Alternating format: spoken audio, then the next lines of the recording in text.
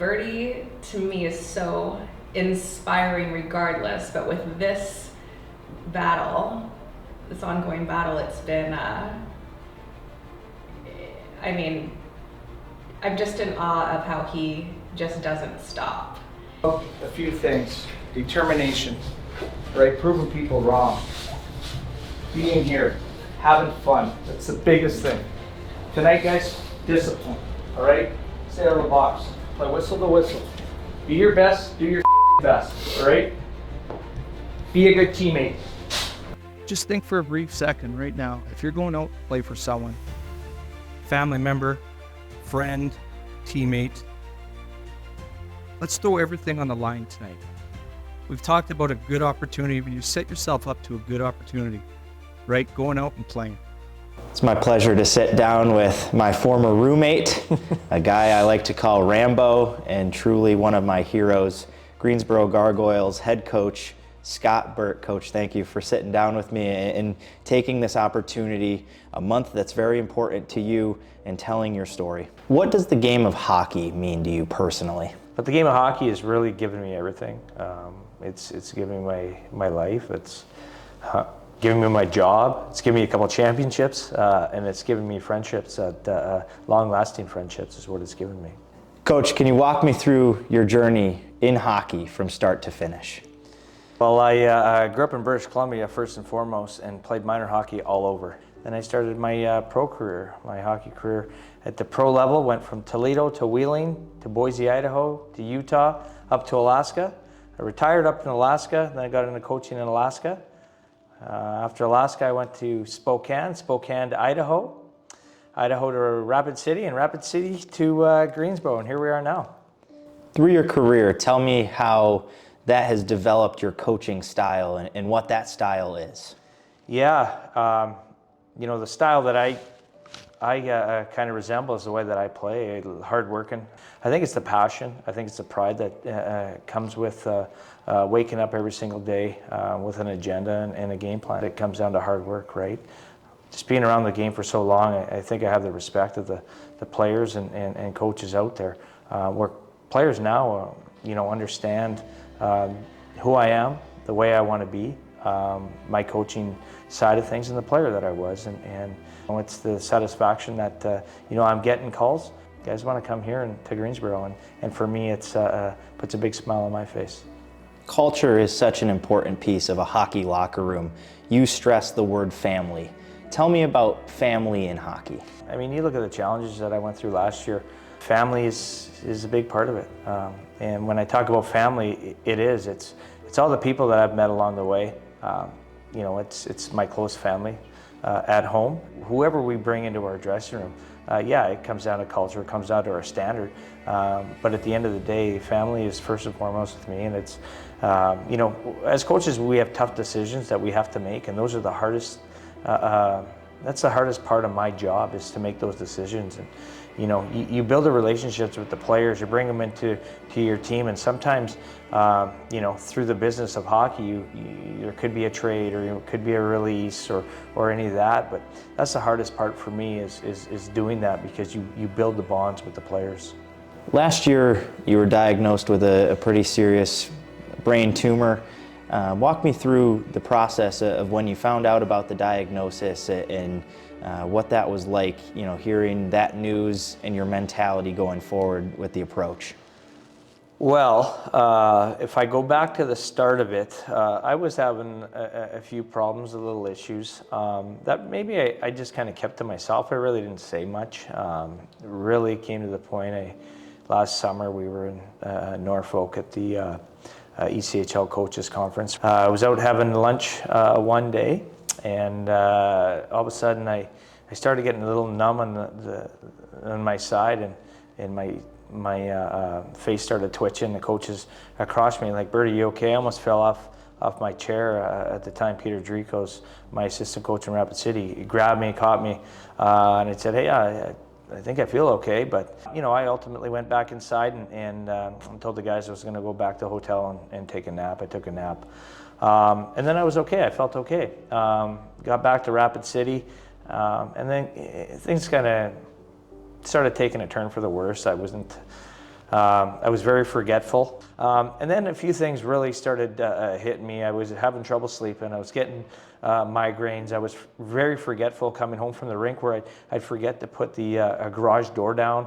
or not fully park my car into the garage, which was a little bit weird.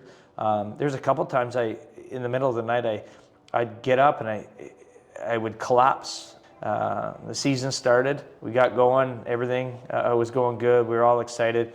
We were doing a simple drill in practice, and I had to duck out of the way because a flying puck was coming up my head, and ended up taking 6 stitches. I always laugh at this because it dropped me. I went back on the ice, and I started barking at the guys, and it was a soft chip drill, and they fired a puck in, which kind of made me mad. And I'll never forget Connor Millimuck, and I found this after. He's like, I bet you Birdie comes back and he finishes practice. And I didn't. I actually had to drive myself to our team doctor. I ended up getting 6 stitches, and I came back. It was about a week later. I continued to get migraines, and I really thought it was, maybe I took the puck off the head. And my wife and our team doctor were like, we got to get you in. Let's see what's going on. In the meantime, Casey, I just thought it was a typical migraine, so I bought a few pills over the counter. All of a sudden, one turned to 2 every 10 minutes, and it went on for about a week, and just wasn't going away. And finally, my doctor and my wife finally pushed me to go get an MRI done. I really found out when the doctor comes in carrying the laptop, it's probably not a good sign. So he sat me down and he said, hey, Birdie, we found something, and it's not good. And I was like, what? And he said, if it was me or a family member that I'm close with, I would go to the Mayo Clinic in Rochester. December 2nd, I was diagnosed with a tumor. And I told my team on the December 3rd what was going on. Took a leave of absence just to really get this under control and figure out what we needed to do. Sorry, December 6th, it was a couple days later after I was diagnosed. Really, everything kind of went down the drain. I don't remember much, just kind of hearsay here and there. I remember getting up in the morning, and that was it. I collapsed a couple times. My wife had to put me on her shoulder, get me to the vehicle, race me down to the emergency room. I had a seizure. The doctor came running out, and I just remember her telling me, the doctor's asking her questions a mile a minute, and they're like, hey, we got to get him in right away. I had another seizure. And then they had to make that decision on, do we try and get him to the Mayo Clinic, in which I had an appointment to go there, but things flipped when all this came and happened at that time. And she had to make the decision. I think I can only imagine, what was going through her head. Calling my parents, getting a hold of my brother, talking with management with Rapid City Russia what to do. Ultimately they came to the decision to have brain surgery in Rapid City. And here I am, if they did say, hey, listen, let's airlift him right away to Rochester, like what the plan was, and I had another seizure up in the air, who knows if I would have made it back down. So they made the decision to have the surgery there. But I woke up the next morning and saw my dad there, my brother there, my wife, my daughter. They were pulling stuff out of my mouth. I couldn't talk. I just wanted water. That's all I wanted was some water. The nurse wouldn't give me water. I guess she turned my back and her back to me, and I flipped her off, gave her the middle finger, and I think they all started laughing and said, no, he's back. They gave me a pad of paper and a pen, and I wrote something down on a piece of paper. What I wrote on the paper was my team. My family and everybody might think I wanted to know how my team did the night before, and maybe I did, but they were a part of my team, right? So I wrote that down, and I kept a piece of paper, and actually my wife did, and ended up getting a tattoo, and it's with me forever. And spent a few days in the hospital. Doctor came in, it was I believe the next day, and I believe he was the oncologist Dr. Fulbright did my surgery, and Dr. Peter Wright was the oncologist that really got me set up with the Mayo Clinic. One of his friends kind of pushed me through. But he was pretty blunt. He said, I don't know where this goes. At first they thought it was one type of brain cancer. And then they thought I was a mutant of that type, which is probably the worst brain cancer that you could have. And I believe, if I say it right, it's glioblastoma. And then after some more DNA testing, we finally got the results in Rochester that it was a oleoglioblastoma, I believe it's called. And it's one of the treatable cancers, brain cancers that you can have. And here we are. When we first went there to meet the doctors, they couldn't believe I wasn't in a wheelchair and a walker. They had me jumping up and down, and it was pretty crazy. You know, you go back to some of the things, even being released out of the hospital in Rapid City, KCI. First day I remember taking 8 steps, and I got dizzy and I had to go sit down. That wasn't my mentality. I got back up later that afternoon and walked for 8 minutes. Later that day I was released. My team got back. Walked in, and I think they kind of went, whoa, like they saw a ghost. What is this guy doing? This is pretty crazy. Just had brain surgery, and what I wanted to do was be down at the rink. I walked in, I had a Tucon at the time, I had 24 staples in my head. That day, you know, really gave me the satisfaction that, hey, this is not going to stop me. Then I was able to watch 3 games and then go to Rochester, in which we were there for 7.5 weeks doing chemo and radiation. And got through that, went back to Rapid, and got back to doing what I love. How did your team and the hockey community respond after that? You talked about getting back with the bagels and rushing back to get back with your team as quick as possible. Talk about their response and the community outreach of the hockey fans in Rapid City. Yeah, you know, I had so many people reach out. It was overwhelming.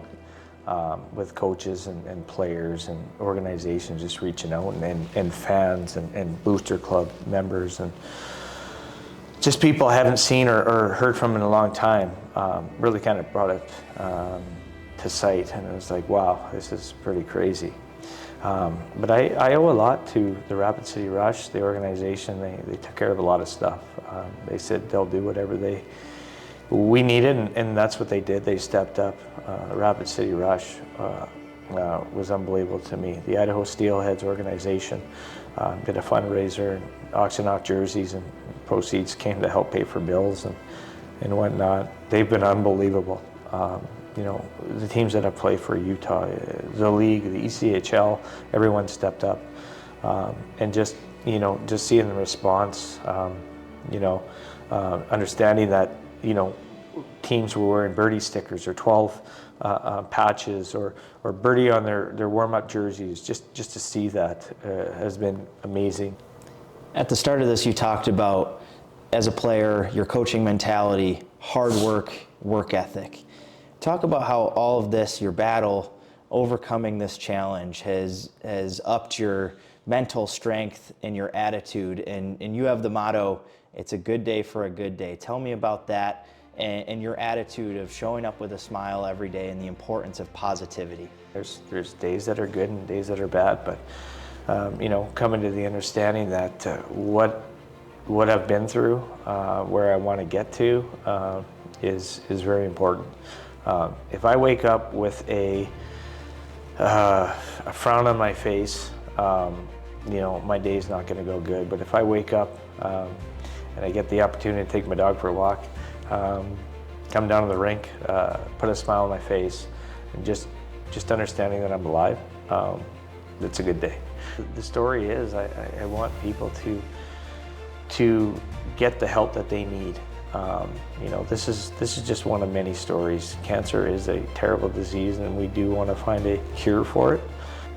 Lavender represents that fight for a cure and telling those stories. You get the opportunity now with the Gargoyles to wear that color year-round, but this month and the Hockey Fights Cancer Initiative. Tell me, about the meaning behind that.